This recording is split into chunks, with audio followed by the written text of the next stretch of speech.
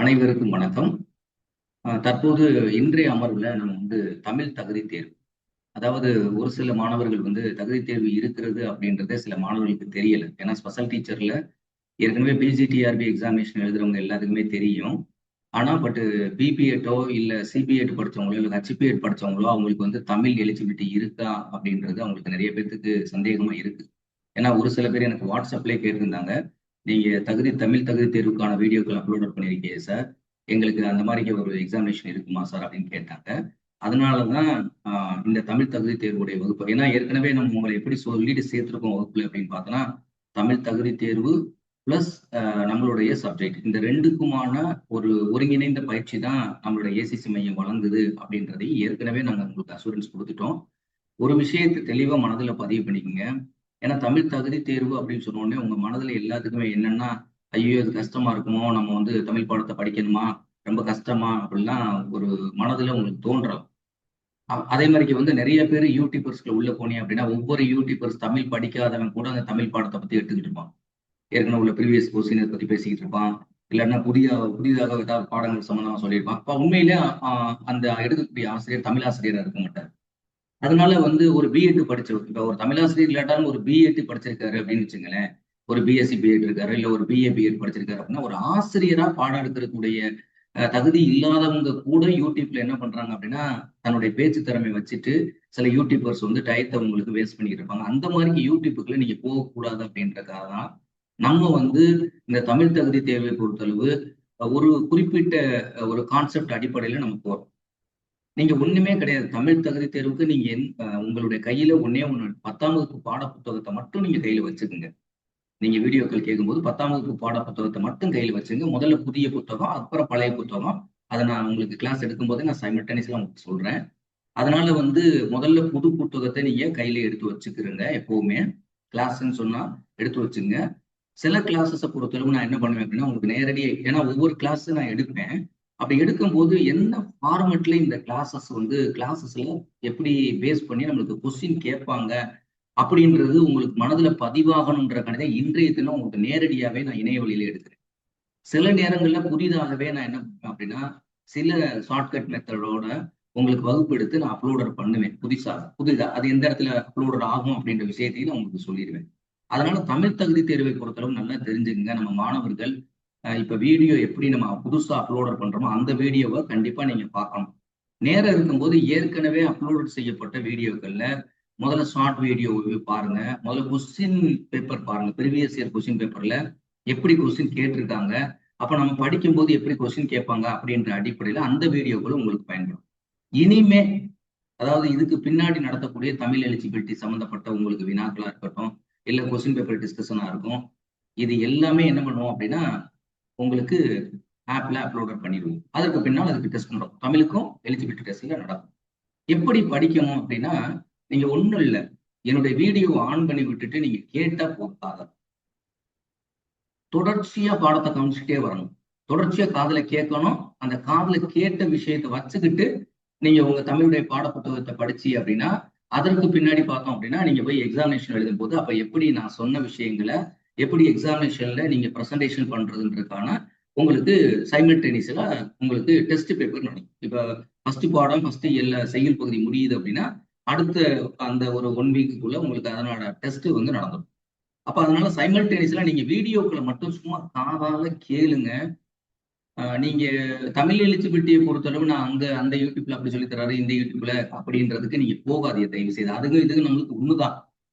ஆனா எக்ஸாமினேஷன் பாயிண்ட்ல இனி வரக்கூடிய பாடங்கள் எல்லாமே இப்ப நீங்க முதல் பாடத்தை படிக்கும் போது எப்படி நான் எக்ஸாமினேஷன் பாயிண்ட்ல சொல்றேன், எந்த மெத்தடாலஜி நான் யூஸ் பண்றேன், எந்த டெக்னிக் நான் யூஸ் பண்றேன் அப்படின்றது இன்றைய முதல் பாடத்திலே உங்களுக்கு தெரிஞ்சிடும். ஸோ அந்த அடிப்படையில உங்களுடைய தயாரிப்புகளை நீங்க வச்சுக்கிட்டீங்க அப்படின்னா எக்ஸாமினேஷன்ல இப்பல இருந்து ரெகுலரா படிக்கணும். சும்மா வீடியோ கேட்டுக்கிட்டே இருந்த போது எக்ஸாமினேஷன் ஹாலில் போய் நீங்க எலிஜிபிலிட்டி டெஸ்ட்டை பொறுத்தளவு உங்களுக்கு எடுக்கக்கூடிய அந்த 50 மார்க்குக்கு 20 மதிப்பெண், சரியா? 30 கொஸ்டின் அதை 50 மார்க்கு கன்வர்ஷன் பண்ணுவாங்க. அந்த 50 மார்க்ல 20 கொஸ்டின் நீங்க அடிச்சாகணும். மொத்தத்துல 50 மார்க் கன்வர்ஷன் 100க்கு மாத்தணும் அப்படின்னா 40% மார்க் நீங்க எடுத்தாகணும். ஸோ இதுதான் எலிஜிபிலிட்டி டெஸ்ட்டுடைய உங்களுக்கு தகுதி தேர்வுல கொடுத்துருக்காங்க. ஸோ அதை எடுக்க வைக்கிறதுக்கு ஃபுல் கான்பிடென்ட். நீங்க ஒரு 6 மாசம், சரி அடுத்த ஒரு 2 மாசத்துக்குள்ள உங்களுக்கு நிறைய சிலபஸ் கவர் பண்ணிட்டோம் அப்படின்னா நீங்களே அன்மியூட் பண்ணிட்டு சொல்லுவீங்க, சார் நான் தமிழ் எலிஜிபிலிட்டில தயாராகிட்டேன் சார், எனக்கு ஒன்றும் பயப்பட வேண்டியது இல்லை அப்படின்ட்டு. ஆனா தினந்தோறும் தமிழ் வீடியோக்களை நீங்க கேட்கணும், அதுதான் ரொம்ப முக்கியமான விஷயம். ஸோ அதனுடைய அடிப்படையில உங்களுக்கு இப்ப டிஆர்பி போர்டுல, நான் கூட டிஆர்பி போர்டுல இப்ப உங்களுக்கு ஸ்பெஷல் டீச்சரை பொறுத்தளவு ஒருவேளை 8ஆம் வகுப்பு பாடப்பகுதி 6 to 8ஆம் வகுப்பு பாடப்பகுதிக்குள்ள கொஸ்டின் கேட்பாங்களோ அப்படின்ற ஒரு சந்தேகம் எனக்கு இருந்துச்சு. ஆனா இந்த ஆசிரியர் தேர்வு வாரியத்தின் மூலமாக உங்களுக்கு வந்து இந்த தகுதி தேர்வு அறிவிக்கப்பட்டதுக்கு இதுல இருந்து இன்றைய தினம் வரைக்கும் பார்த்தோம் அப்படின்னா நம்மளுக்கு 4 தகுதி தேர்வு நடந்து முடிஞ்சிருக்கு. அதுல ஒண்ணு வந்து அந்த பிஆர்டி எக்ஸாமினேஷன் ஃபர்ஸ்ட் நடந்தது, அதுல ஒரு தமிழ் தகுதி தேர்வு கொடுத்துருக்காங்க. அதுக்கு பின்னாடி ஒரு எக்ஸாமினேஷன் நடந்துச்சு, அந்த எக்ஸாமினேஷன்லயும் தமிழ் தகுதி தேர்வு கேட்டிருக்காங்க. அதுக்கு பின்னாடி செகண்ட் கிரேட் டீச்சர் ஒன்று நடத்தினாங்க, செகண்ட் கிரேட் டீச்சருக்கு உடைய ஒரு எலிஜிபிலிட்டி டெஸ்ட் நடந்துச்சு, அதுலயும் தமிழ் தகுதி தேர்வு கேட்டிருந்தாங்க. அப்ப இந்த 3 தமிழ் தேர்வு அதுக்கடுத்து நடந்து முடிஞ்ச பிஜி எக்ஸாமினேஷன். இப்ப பிஜி எக்ஸாமினேஷன் முடிச்சிருக்காங்க பத்தியில, போஸ்ட் கிராஜுவேட் எக்ஸாமினேஷன்ல உடற்கல்வி இயக்குனர் நிலை 1 மற்ற முதுநிலை பாடங்களுக்கு எழுதியிருக்காங்க பாருங்க, அவங்களும் தமிழ் தகுதி தேர்வு எழுதியிருக்காங்க. இந்த 4 தான் இது வரைக்கும் தமிழ் எலிஜிபிலிட்டின்னு சொன்னதுக்கு பின்னாடி ஆசிரியர் தேர்வு வாரியத்தில் நடத்தப்பட்டிருக்கக்கூடிய தேர்வுகள் அப்படின்றது. இந்த தேர்வுகளை எல்லாமே எடுத்து பார்க்கும்போது எல்லா தேர்வுகளுமே உங்களுக்கு எப்படி கேட்டிருக்காங்க அப்படின்னா 10ஆம் வகுப்பு பாடம் புத்தகத்தில் அட்டை டு அட்டை கேட்டிருக்காங்க.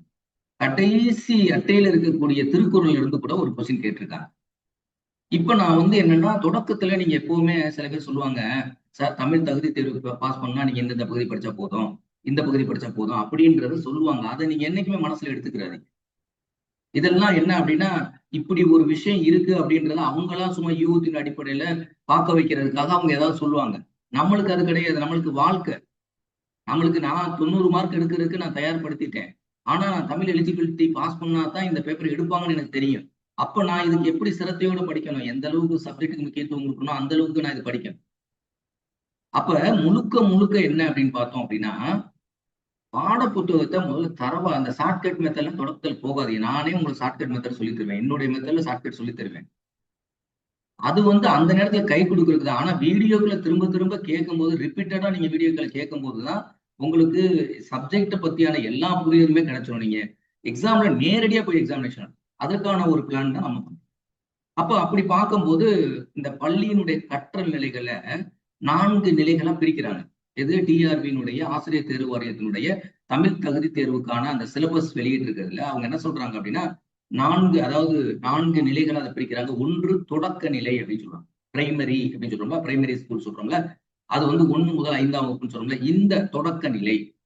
இப்ப இந்த தொடக்க நிலையில உள்ளவங்களை ஒரு நிலையை பிரிக்கிறாங்க, அந்த 1 to 5th அப்படின்றது. அப்புறம் 6 to 8 வகுப்பு வரைக்கும் இருக்கக்கூடிய பள்ளி கற்றலில் ஈடுபடக்கூடிய மாணவர்களை உயர் தொடக்க நிலை அப்படின்னு சொல்றாங்க. அதாவது வந்து இதை வந்து நம்ம என்ன சொல்லணும்னா, ஆக்சுவலா இது எப்படி சொல்லணும்னா அப்பர் பிரைமரின்னு சொல்லணும். சில பேர் என்ன பண்ணுவாங்கன்னா மிடில் ஸ்கூல் நடுநிலை பள்ளிகள்ன்ற ஒரு டேர்ம் கிடையாது. ஆக்சுவலா அது மிடில் ஸ்கூல் கிடையாது, அதுக்கு என்ன உயர் தொடக்க நிலை, அப்பர் பிரைமரி அப்படின்னு அர்த்தம். அது 6 to 8 வகுப்பு. அடுத்து பார்த்தோன்னா உயர்நிலை அப்படின்னு சொல்லக்கூடியது 9 மற்றும் 10ஆம் வகுப்புகளுக்குடைய பாடம் படிக்கிறாங்க பத்தியில, 9th and 10th ஆர்எம்எஸ்ஏன்னு சொல்றாங்க பத்தியில, அந்த ஸ்கீம் 6 to 8 வரைக்கும் இருந்து எஸ்எஸ்ஏ ஸ்கீம், 9 to 10க்கு வந்திருக்க புதிய ஸ்கீம் வந்து ஆர்எம்எஸ்ஏ ஸ்கீம் சொல்றாங்க. அந்த 9, 10 இதுல படிக்கக்கூடிய மாணவர்கள் எந்த தமிழ் புத்தகத்தை படிக்கிறாங்களோ அதுல வரக்கூடிய பாடங்கள் தான் உயர்நிலை அப்படின்றது. மேல்நிலை அப்படின்னு வரும்போது 10 மற்றும் 12ஆம் வகுப்பு, அதுல மற்றும் இந்த இடத்துல விட்டுருக்குப்பா, அது மற்றும்ன்ற வார்த்தை இற்றும் கிடையாது, மற்றும் அப்படின்னு அர்த்தம். சோ இப்ப உங்களுக்கு சிலபஸ் என்ன வரணும் அப்படின்னா, ஏன்னா ஆல்ரெடி செகண்ட் கிரேட் டீச்சர்ஸுடைய எக்ஸாமினேஷன்ல எலிஜிபிலிட்டி தகுதி தேர்வுல அவங்க என்ன பண்ணிருக்காங்கன்னா உயர்நிலை 9 மற்றும் 10ஆம் வகுப்புல இருந்து தான் வினாக்கள் கேட்டிருக்காங்க. அப்ப நான் இதனுடைய அடிப்படையில் இப்ப பிஜிடிஆர்பி பொறுத்தளவு நம்ம நடத்தும் போது, நான் என்னுடைய மையத்தை பொறுத்தளவு நாங்க எடுக்கும்போது ரொம்ப தெளிவாகவே சொன்னோம், உங்களுடைய கொஸ்டின்ஸ் வந்து 9 மற்றும் 10ஆம் வகுப்பு பாட புத்தகத்துல இருந்து தான் வினாக்கள் கேட்பதற்கு வாய்ப்புகள் இருக்கு அப்படின்னு சொல்லிட்டு நம்ம வந்து 10ஆம் வகுப்பு பாட புத்தகத்தை மெயினா கவர் பண்ணோம். அதே பேஸ் பண்ணி 9ஆம் வகுப்பு பாட புத்தகத்தை நம்ம கவர் பண்ணோம். இப்போ ஒரு சில வீடியோக்கள் 10ஆம் வகுப்பு வீடியோக்கள் மட்டும் தான் உங்களுக்கு அப்லோட் ஆகிருக்கு, ஷார்ட் வீடியோஸ் கொஞ்சம் கோத்ரூ பண்ணோம். ஆனா அசிய ஒரு ஒரு டீச்சரா நான் உங்களுக்கு என்ன கைட் பண்ணுவேன் அப்படின்னா, எல்லா யூடியூபர்ஸும் உள்ள போனீங்க அப்படின்னா அவங்க சொல்றது என்ன அப்படின்னா 10ஆம் வகுப்பு பாட புத்தகம் மட்டும்தான் உங்களுக்கு வினாக்கள் கேட்பாங்க, படிங்கன்னு சொல்லுவாங்க. ஆனா என்னை பொறுத்தளவு 10ஆம் வகுப்பு பாட புத்தகத்தை படிச்சுட்டோம் அப்படின்னா அதுல அட்டை டு அட்டை நம்ம தெளிவா இருந்தோம். எந்த வினாக்கள் செய்யுள் பகுதியாக இருக்கட்டும், அதே மாதிரி உரைநடை பகுதியாக இருக்கட்டும், துணைப்பாட பகுதியா இருக்கட்டும், இலக்கண பகுதியா இருக்கட்டும் அப்படின்னா அட்டை டு அட்டை படிச்சுட்டீங்கன்னா அப்ப ஆனா இதுல ஒரே ஒரு முறை மட்டும் 9ஆம் வகுப்புல இருந்து ஒரே ஒரு வினா எடுத்துட்டாங்க. ஆனா 10ஆம் வகுப்பு பாட புத்தகத்துக்கு இருந்துதான் கொஸ்டின் கேட்கணும்னு கிடையாது. ஏன்னா உயர்நிலையில 9 மற்றும் 10ஆம் வகுப்பு கொடுத்ததுனால 9ஆம் வகுப்பு பாட புத்தகத்தில இருந்து ஒரு வேலை கொஸ்டின் கேட்டாங்க அப்படின்னா அப்ப அதையும் நீங்க அட்டன் பண்ணணும். ஆனா யூடியூபர்ஸ் சொல்ற மாதிரி ப்ரீவியஸ் இயர் கொஸ்டின் பேப்பர் மட்டும் வச்சுக்கிட்டு அவங்க 10ஆம் வகுப்பு பாட போறாங்க, 10ஆம் வகுப்பு புத்தகம் மட்டும்தான் அப்படின்னு சொல்றாங்க அப்படின்னா அப்படி படிச்சுட்டு போய் இன்கேஸ் மேபி உங்களுக்கு வந்து நீங்க 10ஆம் வகுப்பு பாடப்புத்தகத்துல முழு தெளிவு இல்லாம 9ஆம் வகுப்பு பாட புத்தகத்திலேயே ஒரு சில வினாக்களை கேட்டு 10ஆம் வகுப்பு பாட புத்தகத்திலே கேட்டுட்டாங்க அப்படின்னா நீங்க என்ன பண்ணுவீங்க அப்படின்னா எக்ஸாமினேஷன்ல மதிப்பெண் குறைவதற்கு வாய்ப்பு இருக்கு. அப்ப அதனால இதை மனதுல பதிவு பண்ணீங்க. அசிய டீச்சரான என்னுடைய கைடன்ஸ் வந்து நீங்க படிக்க வேண்டிய பகுதி முதல்ல 10ஆம் வகுப்பு, அதுக்கடுத்து 9ஆம் வகுப்பு பாட புத்தகத்தை மேல் போக்கா படிச்சா கூட. இதுல 9ஆம் வகுப்பு பாட புத்தகத்தை பொறுத்தளவு நான் என்ன சொல்லுவேன் அப்படின்னா பொதுவாகவே என்ன அப்படின்னா செய்யுள் பகுதி அப்படின்னு வச்சுக்கலேன். அதுல எல்லா அட்டையினுடைய தொடக்கத்திலிருந்து முடிவு வரைக்கும் என்ன பண்ணிப்பாங்கன்னா கட்டம் கட்டி சில பாடங்கள் கொடுத்திருப்பாங்க. முக்கிய பகுதி தெரிந்து கொள்ளுங்கள், அறிந்து கொள்ளுங்கள் அப்படின்னு கொடுத்திருப்பாங்க. அந்த மாதிரிக்கு இருக்கக்கூடியதுக்குள்ள 10ஆம் வகுப்பு பாடப்புத்தகத்துல நீங்க படிச்சு 9ஆம் வகுப்பு பாடப்புத்தகத்துல கண்டிப்பா படிங்க. ஏன்னா எப்படியா இருந்தாலும் 1 or 2 கொஸ்டின்ஸ் கண்டிப்பா வந்து பாக்ஸ் கொஸ்டின்ல இருந்தே கொஸ்டின் கேட்கிறாங்க. அதே மாதிரி 10ஆம் வகுப்பு பாடப்புத்தகத்திலே நீங்க படிக்கும் போது பாக்ஸ் கொஸ்டினுக்கு முக்கியத்துவம் கொடுங்க. பாக்ஸ்ல கட்டம் கட்டி அதுல ஏதாவது உங்களுக்கு சில விஷயங்கள் கொடுத்துருக்காங்க அப்படின்னா அந்த விஷயங்களை தெளிவா படிச்சு உங்களுக்கு தெரியுமா அப்படின்னு கொடுத்துருப்பாங்க. அப்ப அதை நீங்க படிச்சுங்க. பாக்ஸ் பண்ணி சில வினாக்களுக்கு சில தகவல்களை கொடுத்துருப்பாங்க. அந்த தகவல்களை கொஞ்சம் குறிப்பா படிச்சுங்க. புக் பேக் கொஸ்டின்ஸை 9th ஸ்டாண்டர்ட்ல கண்டிப்பா தெளிவா படிக்கணுன்றதுல மனதில் பதிவு பண்ணி வச்சுங்க. ஏன்னா ஏன் நான் இது தொடக்கத்துல இப்ப விரிவா சொல்றேன் அப்படின்னா இப்ப தமிழ் தகுதி தேர்வு தான் இப்படிதான் இருக்குன்றதை நீங்க புரிஞ்சுக்கணும். சரி சார், நான் வந்து 9ஆம் வகுப்பு புத்தகத்தை நான் வெறும் புத்தக பேக் வினாக்களையோ இல்ல முக்கியமான வினாக்கள் நான் படிச்சுக்கிறேன் சார். ஆனா 10ஆம் வகுப்பு பாட புத்தகத்துல அட்டை டு அட்டை நான் தெளிவா இருந்தாவே போதும். ஏன்னா இப்ப ப்ரீவியஸ் இயர்ல அதை யூடியூபர்ஸ்னுடைய பேஸ் பண்ணியே நான் சில விஷயங்களை சொல்றேன். 10ஆம் வகுப்பு பாட புத்தகத்திலிருந்து வினாக்கள் கேட்கிறாங்கன்னு வச்சுங்களேன். கொஞ்சம் ஒரு 20% ஏதோ வந்து 9ஆம் வகுப்பு பாட புத்தகத்துல இருந்து எடுக்கிறாங்கன்னு வச்சுங்களேன். 10ஆம் வகுப்பு பாட புத்தகத்துல உங்களுக்கு நான் நடத்துற பாடப்பகுதி, நான் நடத்தப்படக்கூடிய தேர்வுகள்ல நீங்க சரியா அட்டன் பண்ணி ரொம்ப தெளிவா இருக்கு. என்ன கொஸ்டினாலும் அட்டை டு அட்டை கேட்ட நான் எழுதுவேன் அப்படின்னு சொன்னா நீங்க 9th புக்கை போய் தொடாதீங்க. ஆனா எனக்கு வந்து 10ஆம் வகுப்பு பாட புத்தகத்திலே ஒரு மாதிரிக்கான ஐயங்கள் இருக்கு அப்படின்னு வந்தா அப்ப நீங்க 9th புக்கையும் போய் தொட வேண்டியது இருக்கும். ஏன்னா ஒருவேளை கொஸ்டின் பேப்பர் என்னுடைய அசிஸ்டன்ட் டீச்சரா நான் எப்படி நினைக்கிறேன் அப்படின்னா 10ஆம் வகுப்பு பாடப்புத்தகத்துல இருந்து எடுத்துட்டா okay well and good. But in case 9ஆம் வகுப்பு பாடப்புத்தகத்துல எடுத்துட்டாங்கன்னு வச்சுங்களேன் இன்னும் கொஞ்சம் டைட் பண்றதுக்காக. ஏன்னா எல்லாருமே 10ஆம் வகுப்புன்னு தான் நினைச்சிட்டு இருக்காங்க. ஆனா சிலபஸ்ல 9ஆம் வகுப்பு கொடுத்துருக்காங்கல்ல, அப்ப கேட்காம இருக்க மாட்டாங்கல்ல, அப்ப கேட்கறதுக்கான வாய்ப்பு இருக்கு. அப்ப அப்படி நீங்க நினைச்சிட்டு படிக்கணும். இல்ல 10ஆம் பாடத்துல நல்ல அட்டை டு அட்டை தெளிவா இருக்கு, இலக்கணம் கேட்டாலும் எழுதுவேன், எல்லா பகுதியும் இங்க எழுதுவேன்னு நீங்க தகுதியா இருந்தீங்க அப்படின்னா அப்ப உங்களுக்கு வந்து ஒருவேளை வினாக்கள் குறைக்கப்பட்டா கூட பாஸ் மார்க் எடுக்கக்கூடிய வினாக்கள், அதாவது வந்து 40% இருக்குல்ல, அதாவது 20 கொஸ்டின்ஸ் நீங்க எழுதி அப்படின்னா அந்த 20 கொஸ்டின் எழுதுறதுக்கு 10th பாட புத்தகத்தை மட்டும் படிச்சா போதும். ஆனா அட்டை டு அட்டை தெளிவா இருக்கணும். அப்படி இருந்தா 10th புக் படிச்சா போதும். இல்லைன்னா 9th புக்ல மேல் புக்ல லைட்டா படிச்சுங்க, படிக்காம போகக்கூடாது அப்படின்ட்டு தான். சோ அதனுடைய அடிப்படையில் தான் நம்ம இப்ப நடத்தோம். சோ அப்ப இப்ப வந்து மேல்நிலை வகுப்பு நம்மளுக்கு சம்மந்தம் கிடையாது. 11, 12ஆம் வகுப்பு நம்ம சம்மந்தம். அப்ப இதுதான் நம்மளுக்கு டிஆர்பில உங்களுக்கு கால் ஃபார் நோட்டிபிகேஷன் பண்ணும்போது இதுதான் உங்களுக்கு மென்ஷன் பண்ணி வரும். உயர்நிலை மேல்நிலையில உயர்நிலையில் இருக்கக்கூடிய பாடப்பகுதியிலிருந்து உங்களுக்கு தமிழ் தகுதி தேர்வுல வினாக்கள் கேட்கப்படும் அப்படின்றது கொடுத்திருப்பாங்க. இப்ப கிளியர் கட்டா என்ன அப்படின்னா நம்மளுக்கு என்ன சிலபஸ் வரப்போகுது அப்படின்றது உங்களுக்கு என்ன சிலபஸை கேட்பாங்க அப்படின்றத இந்த ஸ்லைட்ல நம்ம பார்த்திருக்கோம். அடுத்து பார்த்தோம் அப்படின்னா நெக்ஸ்ட் இப்ப எப்படி நம்ம வந்து இந்த தேர்வை ஃபேஸ் பண்ண போறோம் அப்படின்னு பார்த்தோம்னா இப்ப இருக்கக்கூடிய நம்மளுக்கு ஸ்பெஷல் டீச்சர் லாஸ்ட் நடந்து முடிஞ்ச தேர்வு படி பார்த்தோம் அப்படின்னா இப்ப வரக்கூடிய கொஸ்டின் பேப்பர் ஃபர்ஸ்ட் கொஸ்டின் பேப்பர்ல நீங்க 1ல இருந்து 95 வினாக்கள் கேட்டிருப்பாங்க. லாஸ்ட் நீங்க ஒருவேளை ஸ்பெஷல் டீச்சர் எக்ஸாமினேஷன் எழுதினவங்களா இருந்தா இல்ல லாஸ்ட் கொஸ்டின் பேப்பர் நீங்க எடுத்து போய் வெரிஃபை பண்ணுங்க. ஆனா உங்களுக்கு இப்ப வரக்கூடிய கொஸ்டின் பேப்பர் எப்படி இருக்கும் அப்படின்னா part A and part B அப்படின்னு இருக்கும் கொஸ்டின் பேப்பர். ஒரே கொஸ்டின் பேப்பர் தான். அது நீங்க வந்து ஆஃப்லைன்ல நடத்தாலும் சரி, இணைய வழியில நடத்தாலும் சரி, கம்ப்யூட்டர் பேஸ்டு டெஸ்டா இருந்தாலும் சரி, இல்ல ஒருவேளை உங்களுக்கு வந்து உங்களுக்கு நேரடி ஆஃப்லைன்ல நடத்தின தேர்வா இருந்தாலும் சரி. ஏன்னா பிஜியும் அப்படி நடத்திருக்காங்க. அதனால வந்து எப்படி வேணாலும் நடத்தலாம். அப்போதைக்கு டிஆர்பி போர்டு என்ன பிளான் பண்றாங்களோ அது மாதிரி தான் நடத்துவாங்க. 2 பேஸ்லயும் நடத்துறதுக்கு வாய்ப்பு இருக்கு. சோ அதுல உங்களுக்கு கொஸ்டின் பேப்பர் எப்படி இருக்கும் அப்படின்னா part A and part B இருக்கும். பார்ட் ஏல பியூரா வந்து 30 கொஸ்டின் வரிசையா இருக்கும். அதுல வந்து எல்லாமே தமிழ் கொஸ்டின் தான். எடுத்த உடனே முதல்ல பார்ட் ஏ இருக்கும். நீங்க ஓபன் பண்ணிய கொஸ்டின் பேப்பர் ஓபன் பண்ணீங்கன்னா 30 கொஸ்டின் தமிழ் வினாக்கள். அதுக்கடுத்து பார்ட் பின்னு போட்டிருப்பாங்க. அதுல இருந்து இப்ப பிரசன்ட் இருக்கக்கூடிய கண்டிஷன் படி பார்த்தோம் அப்படின்னா 95 வினாக்கள் இருக்கும். 1ல இருந்து 95 வினாக்கள் வரைக்கும் இருக்கும். சரியா? அந்த 5 மார்க் ஏன் சார் கொடுக்கல அப்படின்னா, அந்த 5 மார்க் வந்து பதிவு மூப்பு அடிப்படைக்கு 5 மார்க் வச்சிருந்தாங்க அப்ப. இப்ப ஸ்பெஷல் டீச்சருக்கு ஒரு 15 மார்க் கொடுத்துருக்க, சிறப்பாசிரியர்களுக்கு ஒர்க் பண்ணக்கூடிய ஏற்கனவே பள்ளியில ஒர்க் பண்ணக்கூடிய பார்ட் டைம் டீச்சருக்கு ஒரு 15 மார்க் கொடுத்துருக்காங்க. அது சம்பந்தமா நான் ஏற்கனவே தொடக்கத்தையும் சொல்லியிருக்கேன். அதனால ஒருவேளை ரீகன்ஸ்ட்ரக்ஷன் பண்றாங்க, கொஸ்டின் நம்பரை குறைக்கிறாங்க. ஏன்னா ஏதாவது ரவுண்டட் ஃபிகர் தான் வைக்க முடியும். இப்ப ரவுண்டட் ஃபிகர்னு வச்சுங்களேன், அவங்களுக்கு 115ன்னு ஒரு ரவுண்டடா இருக்கும். ஒருவேளை வினாக்கள் குறையுதா, இல்ல இதே கொஸ்டின் பேப்பரை 150 கொண்டு போக போறாங்க அப்படின்னு நமக்கு தெரியாது. ஏன்னா ரவுண்டட் பண்ணி தான் ஆகணும். 115 அப்படின்னு வச்சுக்கிட்டு ஒரு மார்க்கை வந்து அக்ரிகேட் பண்ண மாட்டாங்க. ஏதாவது ஒரு ரவுண்டட் மார்க் வைப்பாங்க. அந்த ரவுண்டட் மார்க் அடிப்படையில தான் உங்களுக்கு வந்து கொஸ்டின்ஸை பிளான் பண்ணுவாங்க. அதனால அந்த மாதிரிக்கே உங்களுக்கு கிளாஸஸ் கேட்பாங்க. அதனால அதை அப்புறம் வச்சுக்கிறோம். ஸோ அப்போ பார்ட் பில உங்களுக்கு விசுவலைசேஷன்ல 95 கொஸ்டின் இப்ப பிரசன்ட் இருக்கக்கூடிய ரூல் படி பார்த்தோம்னா, இப்ப ஃபர்ஸ்ட் பார்ட் ஏ தான் நம்ம இன்னைக்கு கிளாஸ்ல எடுக்கிறோம். பார்ட் ஏல 30 கொஸ்டின் சொல்லியாச்சு. அப்ப 30 கொஸ்டின்ல 50 மார்க்குக்கு அது கன்வர்ஷன் பண்ணுவாங்க.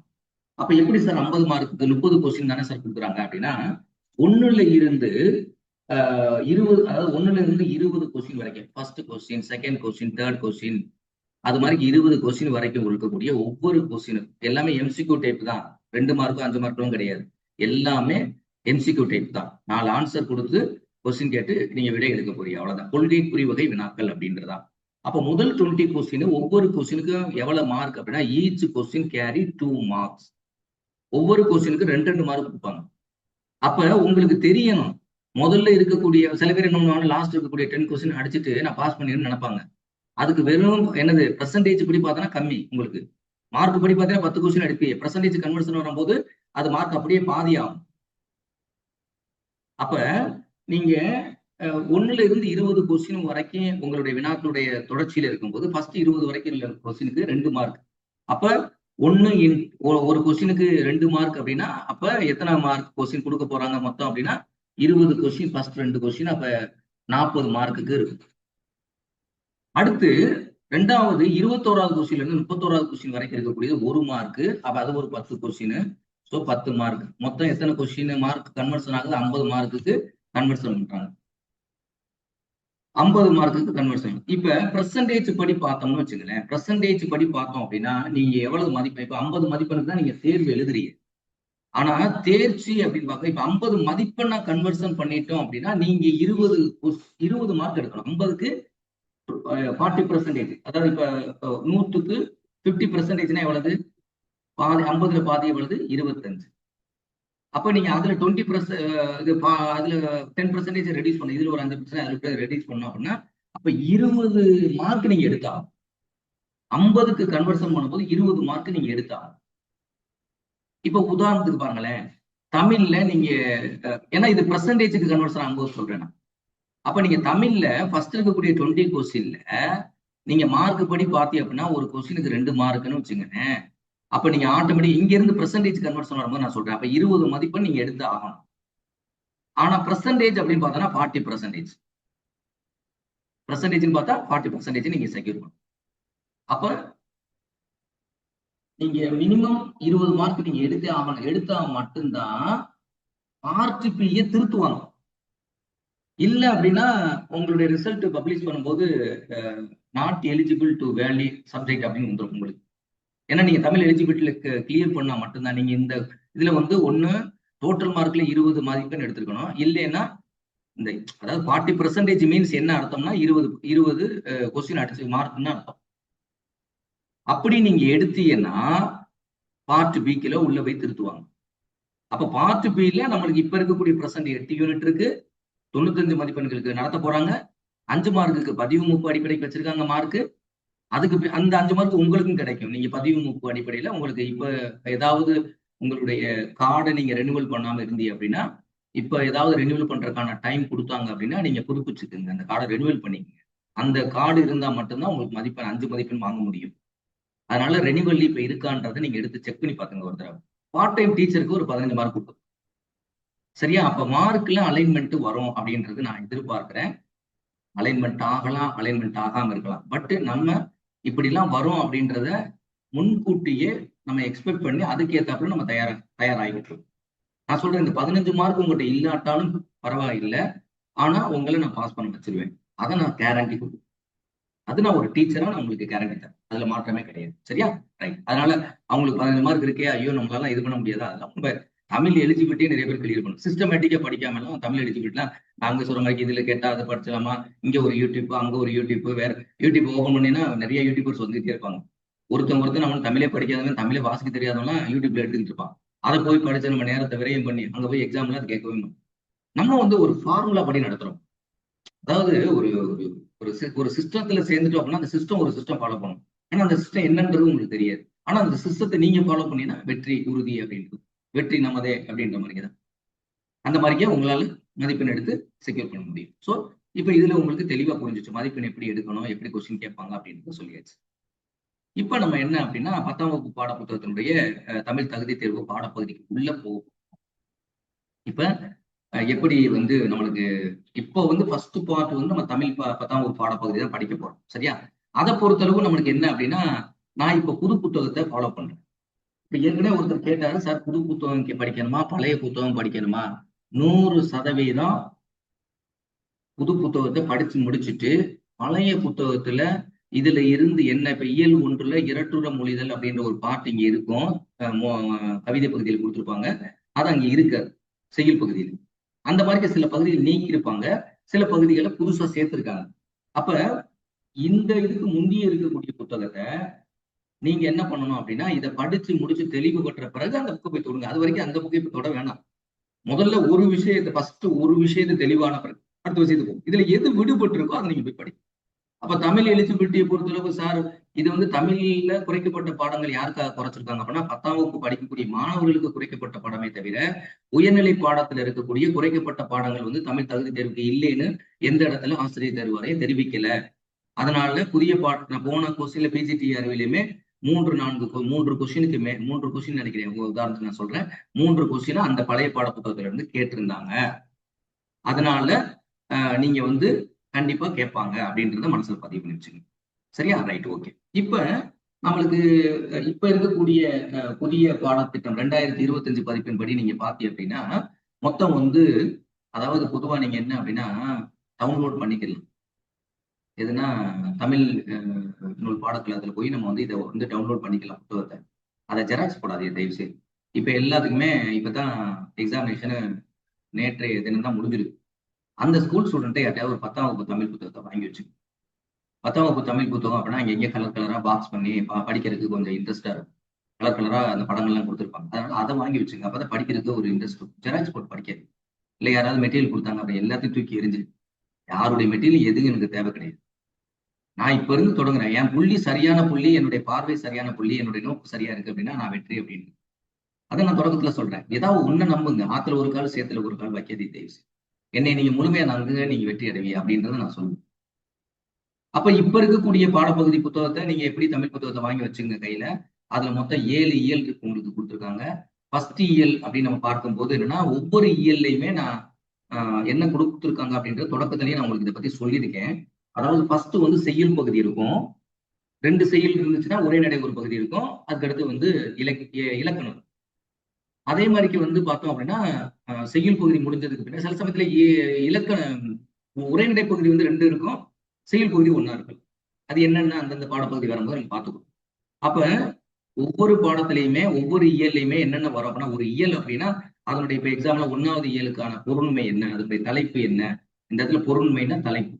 அந்த தலைப்பு என்னன்னா மொழி, மனிதம், அமுத ஊற்று அப்படின்ற அந்த பொருண்மையில உங்களுக்கு என்னென்ன தலைப்புகள்ல கொடுத்துருக்காங்க அப்படின்னு பார்த்தோம் அப்படின்னா, அன்னை மொழியே, பாவனர் பார்வையில் தமிழ் சொல்வளம். நோட் பண்ணி வச்சுங்க, ஒரு கொஸ்டின் அவுட். பாவனர் பாவாணர், சரி பாவனர் கிடையாதுப்பா, பாவாணர் பார்வையில் தமிழ் சொல் வளம். இந்த கொஸ்டின் அவுட்னு வச்சுங்க. ஏன்னா இந்த தமிழ் சொல்வளம், தமிழ் வந்து ஒரு வளமை வாய்ந்த மொழி அப்படின்றதுக்கு ஒரு செடி அப்படின்னு எடுத்துக்கிட்டாவோ இல்ல ஒரு மரமனை எடுத்துக்கிட்டோமோ ஒவ்வொன்றுக்கும் ஒவ்வொரு விதமான பெயர்களை தமிழர்கள் வச்சிருக்காங்க. அப்ப ஒரு மொழி வளமிக்க, மொழி செம்மை மிக்க ஒரு தமிழ் மொழி தான் நம்மளுடைய மொழி. அதனாலதான் இந்த பாவாணர் பார்வையில் தமிழ் சொல்வளம் அப்படின்றதுல இருந்து ஒரு வினா கண்டிப்பா கேட்டுருவாங்க. இதை அவுட்டு நோட் பண்ணி வச்சுங்க. இந்த பாடத்தை தரவு பண்ணி உறுதியா அவுட்டு கொஸ்டின் உங்களுக்கு. இது வரைக்கும் நடந்து முடிந்த எல்லா பாடத்திலையுமே எல்லா இதுலயுமே இது கேட்டிருக்காங்க. எது? பாவாணர் பார்வையில் தமிழ் சொல்வளம். இது உரைநடை பகுதி. அடுத்து காலக்கணிதம் அப்படின்னு சொல்லிட்டு கவிஞர் கண்ணதாசனுடைய காலக்கணிதத்தை பத்தி அதில் கொடுத்திருப்பாங்க. அது வந்து அடுத்து வரக்கூடிய பகுதி. அடுத்து புயலிலே ஒரு தோணி. நீங்க இப்ப கூட சமீபத்துல கூட ஒரு படகோட்டின்னு ஏதோ ஒரு படகோட்டி மாதிரியே பேஸ் பண்ணி இப்போ உள்ள நடிகரை வச்சு ஒரு படம் எடுத்தாங்க. அது ஒரு இலங்கை இதுல வருவாங்க, போட்ல வருவாங்க. கடைசியா வந்து அதுல 2 பேர் தான் வந்து சேருவாங்க. உங்களுக்கு நீங்க இந்த படம் பார்த்திருப்பீங்க. அது மாதிரி இங்க ஒரு தோணி புயல் இருக்கக்கூடிய ஒரு கடல் இருக்கக்கூடிய ஒரு தோணியில இருக்கக்கூடியவங்க அதுல வச்சு ஒரு இது எழுதியிருப்பாங்க. அதை வச்சு இங்க வந்து புயல்லே ஒரு தோணி அப்படின்றது கொடுத்திருப்பாங்க. அடுத்து சொல் அப்படின்றது பழைய புத்தகத்துல எழுத்து சொல்லுன்னு கொடுத்திருப்பாங்கன்னு நான் நினைக்கிறேன். பழைய பாடத்தில் 10th பாடத்தில் இந்த இடத்துல சொல் அப்படின்னு கொடுத்துருக்கு. அப்ப இதுதான் வந்து இயல் 1ல உங்களுக்கு கொடுத்திருக்க பாடம். அதே மாதிரி இயல் 2ல பார்த்தோம் அப்படின்னா அதனுடைய பொருண்மை என்னன்னா இயற்கை, சுற்றுச்சூழல், அறிவியல், உயிரின் ஓசை. ஏன் நான் இதெல்லாம் சொல்றேன்? ஏன் சார் இயலை பத்தி எல்லாம் பேசுறீங்க அப்படின்னா அட்டை டு அட்டை படிக்கணும். கேட்கிறதா என் குரல் அப்படின்றது ஒரு பாட்டு இதில் ஃபர்ஸ்ட் கொடுத்துருக்காங்க. அடுத்த பரிபாடல்ல ஒரு பாடல் கொடுத்துருக்காங்க. மேகம் அப்படின்றது, பிரம்மம் அப்படின்ற ஒண்ணு, தொகா நிலை தொடர் அப்படின்ற ஒரு பகுதி கொடுத்துருக்காங்க. இதெல்லாம் இயல் 2ல கொடுத்துருக்காங்க. இயல் 3ல என்ன கொடுத்துருக்காங்கன்னா பண்பாடு கூட்டாஞ்சோறு. தமிழர்கள் வந்து இந்த விருந்தோம்பல் அப்படின்றத மிக பெருமையா போட்டிருக்காங்க. விருந்தோம்பல் அப்படின்றது தமிழருடைய பண்பாட்டுல வாழ்வில் பின்னி பிணைக்கப்பட்ட ஒரு விஷயமா இருந்திருக்கு அப்படின்றத பத்திலாம் ரொம்ப அற்புதமா இங்க சொல்லுவாங்க. இதுல பார்த்தோம் அப்படின்னா என்ன பாடங்கள் கொடுத்துருக்காங்கன்னா காசி காண்டம், முத்துக்குமாரசாமி பிள்ளைத்தமிழ். பிள்ளைத்தமிழ் அப்படின்னாவே இறைவனுக்கு வெவ்வேறு பெயர்களை வச்சு அழைக்கக்கூடியதுதான் பிள்ளைத்தமிழ்னு சொல்லுவாங்க. அது வந்து அந்த குழந்தை பருவத்துல பாடக்கூடிய கிண்கிணி பருவம் அப்படின்னு சொல்லுவாங்க அந்த பருவத்தை. அதை பத்தி பல விஷயங்கள் பல தகவல்கள் உள்ள இருக்கும். அப்புறம் பாடங்கள் படிக்கும்போது பார்த்துக்குறோம். அடுத்து வந்து கோபாலபுரத்து மக்கள். இது ஆக்சுவலா புதிதாக சேர்க்கப்பட்டது கோபாலபுரத்து மக்கள். அடுத்து தொகாநிலை தொடர், தொகாநிலை தொடர்கள் அப்படின்ற ஒரு பகுதி. திருக்குறள் மொத்தம் 3 பகுதியில் 3 இயல்கள்ல வரும்பா. இப்ப இந்த இயல்ல 3வது இயல்ல திருக்குறள் கொடுத்துருக்காங்க. திருக்குறள்ல இருந்து ஒரு கொஸ்டின் அவுட்டு. இப்போ தெரிஞ்சுக்கங்க. நீங்க 10ஆம் வகுப்பு பாடத்தில் இருக்கக்கூடிய எல்லா திருக்குறளும் அதுல வரக்கூடிய அணிகள் அதனுடைய பொருள் தெரிஞ்சுக்கிருச்சு அப்படின்னா அதுல ஒரு கொஸ்டின் உங்களுக்கு கேட்டுருவாங்க. அது 2 மார்க் கொஸ்டின் தான் வரும். அதே மாதிரி ஏற்கனவே நான் சொன்னேன் பார்த்தீங்கன்னா பாவாணர் பார்வையில் தமிழ் சொல்வளம் அப்படின்னு ஒன்று கொடுத்தாங்க. அதுல ஒரு கொஸ்டின் அவுட். 2 கொஸ்டின் இப்ப உங்களுக்கு வந்து சொல்லி கொடுத்து அப்ப 4 மார்க் இப்ப உங்க கையில இருக்கு. அப்ப இந்த பாடத்தை சரியா படிக்கணும்னு அர்த்தம். சரியா? ரைட். அடுத்து பார்த்தோம்னா இயல் 4ல கல்வி மணற்கேணி அப்படின்றது 2 அந்த பாடப்பொருண்மையில பார்த்தோம் அப்படின்னா என்னென்ன பாடங்கள் கொடுத்துருக்காங்க அப்படின்னா மொழிபெயர்ப்பு கல்வி, டிரான்ஸ்லேஷன். ஏன் வந்து இன்னைக்கு மொழிபெயர்ப்பு கல்வி அவசியம்? ஒரு காலத்துல பார்த்தீங்கன்னா சங்க காலம், சங்கம், அறிவிய காலம், இடைக்காலம் எல்லா காலத்திலையுமே எந்த தமிழ் படிச்சிருக்கோம் அப்படின்னா தமிழ் என்பது 3 வகையான தமிழ் தான் நம்ம படிச்சிருக்கோம். இசைத்தமிழ், அதே மாதிரி வந்து நாடக தமிழ். அந்த தமிழை பொறுத்தளவு அந்த 3 தான் நம்ம படிச்சதே. ஆனா இப்ப பார்த்தோம் அப்படின்னா இப்ப லேட்டஸ்டா பார்த்தோம்னா என்னென்ன தமிழ்லாம் வந்துருச்சு அப்படின்னு பார்த்தோம் அப்படின்னா இணையவழி தமிழ், அறிவியல் தமிழ் அப்படின்னு நிறைய தமிழ் வந்து இன்னைக்கு புதுசு புதுசா தமிழ் வளர்ந்து கொண்டே இருக்குது பார்த்தோம்னா. சரியா? அடுத்து பார்த்தோம் அப்படின்னா திருவிளையாடல் புராணம் அப்படின்னு ஒரு புராணம் இருக்கு. அது வந்து மன்னன் வந்து ஒரு இடத்துல தவறு செஞ்சதுனால அங்க இருக்கக்கூடிய இறைவன் வேறொரு இடத்துக்கு புலம்பெயர்ந்து போயிடுவாரு. மறுபடிக்கும் சில விஷயங்கள் செஞ்சு அந்த இறைவன் அந்த ஊருக்கு மறுபடிக்கும் திருப்பி வர்ற மாதிரி ஒரு திருவிளையாடல் புராணம் ஒரு பாட்டு இருக்கு. அதுல சில பாடல்கள் கொடுத்திருப்பாங்க. அடுத்து புதிய நம்பிக்கை. இது வந்து ஒரு கிறிஸ்டியானிட்டியை பேஸ் பண்ணி வரக்கூடிய ஒரு சின்ன ஸ்டோரி. அந்த ஸ்டோரி கொடுத்திருப்பாங்க புதிய நம்பிக்கை. அடுத்து இலக்கணம் பொது. சரியா? இது வந்து உங்களுக்கு இயல் 4ல கொடுத்திருக்க பகுதிகள். அடுத்து இயல் 5ல என்ன பொருண்மை இருக்கு அப்படின்னா கலை, அழகியல், புதுமை, நிலா முற்றம் அப்படின்றது. நிலா முற்றம். இதுல புதுசா ஆட் பண்ணதுல பன்முக கலைஞர். கண்டிப்பா பன்முக கலைஞர்ல இருந்து ஒரு கொஸ்டின் உறுதியா வரும். இந்த போன இதுலயும் வந்துச்சு. ஏன்னா பன்முக கலைஞர் வந்து என்னன்னா ஒருவேளை இன் கேஸ் வந்து உங்களுக்கு வந்து பன்முக கலைஞர் வந்து பின்னாடி ஏன் நான் அட்டை டு அட்டை படிக்கணும் சேர்க்கப்பட்ட புதிய பாடப்பகுதியை படிங்க அப்படின்னு சொன்னோம்னா ஒருவேளை கவர்மெண்ட் மாறிக்கிட்டே இருக்கு அப்படின்னு வச்சுக்கலேன். அப்ப சில பாடங்களை மறுபடியும் அவங்க டெலிட் பண்ணுவாங்க, புதிய பாடங்களை ஆட் பண்ணுவாங்க. அந்த மாதிரி ஒரு சில விஷயங்கள் வரும். அதனாலதான் நம்ம பழைய புத்தகத்தை படிச்சுக்கங்கன்னு சொல்றது, புது புத்தகத்தை படிச்சுங்கன்னு சொல்றோம். வராட்டேன்னா பிரச்சனை இல்லை, வந்துச்சுன்னா அதை அட்டன் பண்ணியாகும். அடுத்து கம்பராமாயணம். அடுத்து பாய்ச்சல் அப்படின்றது. ஒரு கலைஞன், இது வந்து ஒரு ஒரு தெருக்கூத்து கலைஞன். தெருவுல போய் இந்த ஆஞ்சநேயர் வேஷம், அனுமார் வேஷம் எல்லாம் போட்டு போறாங்க பார்த்தீங்களா? அந்த மாதிரி வேஷம் போட்டு போய் தன்னுடைய கலையை பரப்பக்கூடிய ஒரு கலைஞன். அவனுடைய கலையை சொல்லிக் கொடுக்கறதுக்கு ஒருத்தன் கிடைக்க மாட்டாங்கன்னு ஏங்கிட்டு இருக்காரு. அப்படி ஏங்கும் போது ஒருத்தன் வர்றான். அந்த மாணவன் கிடைச்ச பிறகு அவர் தன்னுடைய கலையெல்லாம் அவனுக்கு சொல்லிக் கொடுக்குற மாதிரிக்கே வந்து இது ஒரு இந்த பாய்ச்சல் அப்படின்ற ஒரு விஷயம் அதுல இருக்கு. அடுத்து அகப்பொருள் இலக்கணம், அடுத்து வந்து திருக்குறள். இப்ப வந்து 3வது இயல்ல திருக்குறள் இருந்துச்சா, 5வது இயல்ல திருக்குறள் வந்துருச்சா? சோ அப்ப இந்த திருக்குறள், இதுல கொடுக்கப்பட்டிருக்க திருக்குறள் எல்லாமே நம்ம படிச்சாகணும். சரியா? ரைட். அடுத்து வந்து இயல் 6. இயல் 6ல பார்த்தோம்னா என்ன பொருண்மை இருக்கு பாருன்னா, நாகரிகம், நாடு, சமூகம், விதைநெல். சோ இது எல்லாமே வந்து பொறுமையா கொடுத்துருக்காங்க. இதுல வரக்கூடிய வந்து பாடங்கள்னு பார்த்தோன்னா சிற்றக்கல் ஒளி, சிலப்பதிகாரம், முத்தொள்ளாயிரம், மங்கையராய் பிறப்பதற்கே நல்ல மாதவம் செய்திட வேண்டுமமா அப்படின்றது ஒன்று. அடுத்து புறப்பொருள் இலக்கணம் அப்படின்றது. அடுத்து இயல் 7, இதுதான் கடைசி இயல். பாருங்க, இந்த இயல்லையும் திருக்குறள் வருது. அப்போ ஒவ்வொரு இடத்துலயும் 10 10 மொத்தம் 30 திருக்குறள்ல நீங்க தெளிவா படிச்சா போதும். அதுல ஒரு கொஸ்டின் உங்களுக்கு அவுட்ன்றது நான் சொல்லிட்டேன். அதே மாதிரி இன்னொரு கொஸ்டின் அவுட் அப்படின்றது நான் இப்ப சொல்லிடுறேன். இந்த இடத்துல இந்த பாடத்துல பாவகை, அலகிடுதல், அலகீட்டு வாய்ப்பாடு, நேர் நேர் நிறை, நேர் நிறை புளிமா தேமாங்காய்ன்னு படிக்கிறாங்க பத்தியா? இந்த அலகீட்டு வாய்ப்பாடுல இருந்து ஒரு கொஸ்டின் கண்டிப்பா கேட்டுருவாங்க. அப்ப உங்களுக்கு இப்ப 6 மார்க்குக்கு எந்த இடத்துல இருந்து கேட்பாங்கன்றத நானே சொல்லிட்டேன். சரியா? இதுக்கு அடுத்து நீங்க அவங்க யூடியூப்ல அப்படி சொல்றாங்க, இதை மட்டும் படிச்சா அப்படி படிக்கக்கூடாது. நம்மளுக்கு என்னன்னா இந்த தடவை எலிஜிபிலிட்டி பாஸ் பண்ணி நம்ம மார்க்ல 95 மார்க்கு 90 மார்க் எடுத்துடணும் அப்படின்றது வச்சுக்கணும். நான் மார்க் எக்ஸாமினேஷன் மார்க் கொடுக்குற மட்டும் சொல்றேன். 5 மார்க் குறைச்சுக்குங்க அன்னைக்கு வரக்கூடிய ஷெட்யூல் படி பார்த்தா. மற்ற மார்க் ஃபுல்லாவே நம்ம எடுக்கணும் அப்படின்னு நம்மளுடைய டார்கெட்.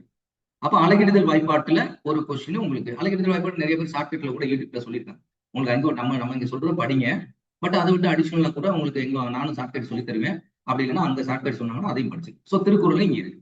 அப்ப இதுல என்னென்ன பாடம் கொடுத்துருக்காங்க? பொருண்மையில பார்த்தோம் அப்படின்னா பெருவழி அறம், தத்துவம் தத்துவம் தத்துவம் சிந்தனை. அடுத்து பார்த்தோன்னா சங்க இலக்கியத்தில் அறம். சங்க இலக்கியத்தில் எப்படி அறம் இருந்துச்சு? அறம் என்பது ஒழுக்கம்னு. அறம் என்பது ஒழுக்கம், தர்ம காரியம் அப்படின்னு சொல்லக்கூடியது அறம். அந்த அறம் எப்படி இருந்துச்சு சங்க இலக்கியத்துல அப்படின்றத பத்தி கொடுத்துருப்பாங்க. தேம்பாவணி, தேம்பாவணி இதுவும் வந்து ஒரு தேம்பாவணி அப்படின்றதும் ஒரு இதனுடைய பேஸ் பண்ணி வரக்கூடிய ஒரு மதம் சார்ந்த ஒரு தகவலாக வரக்கூடிய ஒரு பகுதியாக இது கொடுத்துருக்காங்க உங்களுக்கு. அடுத்து அக்கறை அப்படின்றது. அடுத்து ராமானுஜ நாடகம். ராமானுஜம் எப்படி ராமானுஜர் அப்படின்னு தான் குருட்ட இருந்து பெற்ற மந்திரத்தை அங்க போய் மேல ஏறி நின்று எல்லாரும் கேட்டுங்கடா, நான் என்னன்னாலும் பரவாயில்ல, நீங்க எல்லாரும் இந்த மந்திரத்தை சொல்லுங்கன்னு சொல்லிட்டு மேல போய் ஏறி உச்சியில கோபுரத்துல அந்த மந்திரத்தை உறக்க வாசிப்பார். அதுதான் வந்து ராமானுஜருடைய நாடகத்துல சொல்லப்பட்ட விஷயமா இருக்கும்.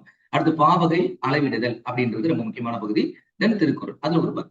அப்ப திருக்குறள்ல 3ஆம் இயல், 5ஆம் இயல், 7ஆம் இயல் எல்லாமே பாருங்க. எல்லா இடத்துலயும் வரக்கூடிய அந்த 30 திருக்குறளையுமே நம்ம தெளிவா படிச்சுக்கணும். என்ன திருக்குறள் படிக்கணும் அப்படின்றத ஏற்கனவே நம்மளுக்கு வீடியோலையும் அப்லோட் பண்ணியிருப்போம். இனி வரக்கூடிய பகுதியிலையும் உங்களுக்கு அதை பத்தி புதிதாக பாடங்கள் எடுப்பாங்க. புதிதாக பாடத்தை நீங்க நோட் பண்ணிக்கலாம். சோ இந்த 7 இயல் தான் நம்ம படிக்க போறோம். இந்த 7 இயல்ல இப்ப நீங்க இங்க காட்டியிருக்கிறது என்ன அப்படின்னா, சப்ஜெக்டுக்குள்ள போறதுக்கு முன்னாடி நான் தெளிவா சொல்லிடுறேன். உங்களுக்கு நீங்க வந்து உங்களுடைய ஆப் நீங்க டவுன்லோட் பண்ணிருந்தீங்கன்னு வச்சுங்களேன். ஆப் மீன்ஸ் நீங்க பர்ச்சேஸ் பண்ணியிருந்தீங்க அப்படின்னா இதுல 3 காட்டுவாங்க. ஒண்ணு வந்து சிலபஸ் இன்ட்ரோடக்ஷன் இருக்கும். அடுத்து பிசிக்கல் எஜுகேஷன் உடற்கல்வி இருக்கும். இந்த பிசிக்கல் எஜுகேஷன் உடற்கல்வியில இப்ப லேட்டஸ்டா நடக்கக்கூடிய வீடியோக்கள்ல 3வது ஃபோல்டர்ல இருக்கு. சரி, ஏற்கனவே நடந்து முடிஞ்ச கிளாஸஸ் எல்லாம் ஏற்கனவே நடந்து முடிஞ்சதுன்னா இப்ப தொடங்குனது கிடையாது. ஏற்கனவே ப்ரீவியஸ் இதுல நடத்தப்பட்ட வீடியோக்கள் அது அப்லோட் பண்ணிப்போம். அது வந்து அடிஷனல் இன்ஃபர்மேஷன் தான். அது பாடம் கிடையாது. அது படிச்ச உடனே சார் பாடம் நடத்தி முடிச்சுட்டாரான்னு கிடையாது. அது இனிமே தொடங்கியிருக்கோம் நம்ம. இனிமே புதுசு புதுசா இப்ப இருக்கக்கூடிய லேட்டஸ்ட் அப்டேஷன் எப்படி கொஸ்டின் பேப்பர் சென்டென்ஸ் கேட்பாங்க அப்படின்றத பத்தி இனிமே வரக்கூடிய பாடங்கள் அது இருக்கு. அடுத்து பார்த்தோன்னா தமிழ் தகுதி தேர்வு. தமிழ் தகுதி தேர்வை நீங்க ஓபன் பண்ணீங்கன்னா எப்படி இருக்கும் அப்படின்னா இந்த மாதிரி ஒரு வீடியோஸ் இருக்கும். ஒண்ணு உயர்நிலை பாடத்திட்டம் 10ஆம் வகுப்பு பாடத்திட்டத்துல என்ன உங்களுக்கு தமிழ் எலிஜிபிலிட்டி கொடுத்துருக்காங்க, சிலபஸ் இருக்கும். அடுத்து வந்து 22 கண்டென்ட் வந்து என்ன இருக்கும் அப்படின்னு பார்த்தோன்னா பிஃபோர் 2026ல எடுக்கப்பட்ட கண்டென்ட் இருக்கும். அதாவது பிஜிடிஆர்பிக்கு எடுக்கப்பட்ட கண்டென்ட் இருக்கும். அதுக்கடுத்து ஒரு ஃபோல்டர் இன்னைக்கு ஓப்பன் ஆயிருக்கும், புதிய தமிழ் தகுதி தேர்வுக்கான பாடங்கள். இப்ப நம்ம இன்னைக்கு எடுத்த கிளாஸ் அதுல போய் அப்லோட் ஆகும். அதுக்கடுத்து இன்னைக்கு எடுக்கிற பாடங்கள் எல்லாமே இதுல அப்லோட் ஆகிட்டே வரும். அப்ப இப்ப தமிழ் தகுதி படிக்க விரும்புறவங்க இதைத்தான் படிச்சுக்கிட்டே வரணும். இதுக்கு முன்னாடி இந்த கேட்கப்பட்டதெல்லாம் உங்களுக்கு டைம் கிடைக்கும் போது நீங்க வீடியோஸ் போய் முதல்ல ஷார்ட் கொஸ்டின் பேப்பர் டிஸ்கஷனை பாருங்க. அடுத்து ஷார்ட் வீடியோஸை பாருங்க. அடுத்து விரிவான பகுதி 9 மற்றும் 10ஆம் வகுப்பு பாட புத்தகத்துல கொடுக்கப்பட்ட விரிவான பாடங்களை சும்மா காதல கேட்டுக்கிட்டே இருங்க. அவர் சொல்றதை கேளுங்க போதும். சரி, காதல கேட்டாவே போதும். அடுத்து பார்த்தோம் அப்படின்னா இந்த இதுக்கு உள்ள போனீங்கன்னா அதாவது புதிய இந்த அதாவது பிஃபோர் 2026 கண்டென்ட்ல போனோம். அதுல என்ன இருக்கும் அப்படின்னா டிஆர்பி முந்தைய ஆண்டு கேட்கப்பட்ட வினா இதை ஃபர்ஸ்ட் பாருங்க. அதுக்கடுத்து அதுக்குடைய அந்த பாடங்களுடைய கேட்கப்பட்ட வினாக்கள் வந்து பிடிஎஃப் ஃபார்மேட்ல உங்களுக்கு அப்லோட் ஆயிருக்கும், அதை பாருங்க. அதுக்கடுத்து வீடியோவை கேளுங்க. அடுத்து வந்து ஷார்ட் வியூ 10ஆம் வகுப்பு பாட புத்தகத்தில் உள்ள 9ஆம் வகுப்பு இன்னும் அப்லோட் ஆகல. அடுத்து வந்து 10ஆம் வகுப்பு விரிவான பாட விளக்கம் 11 கண்டென்ட் உள்ள இருக்கும், 11 வீடியோ கண்டென்ட்ஸ் உள்ள டாபிக் வைஸா. அது மாதிரி 9வது பின்னாடி அப்லோட் இருக்கும். இப்ப படிக்க போறதுக்குள்ள இந்த இதுல தான் நம்ம படிக்கணும். ஸோ இந்த அடிப்படையில தான் நம்ம தமிழ் தேர்வு தயாராக போறோம் என்று சொல்லி இன்றைய அமர்வு, ஏன்னா விரிவான தகவலை இந்த இடத்துல நான் சொல்லி முடிச்சிருக்கேன். ஸோ இதோடு இந்த அமர்வை நான் நிறைவு பண்ணி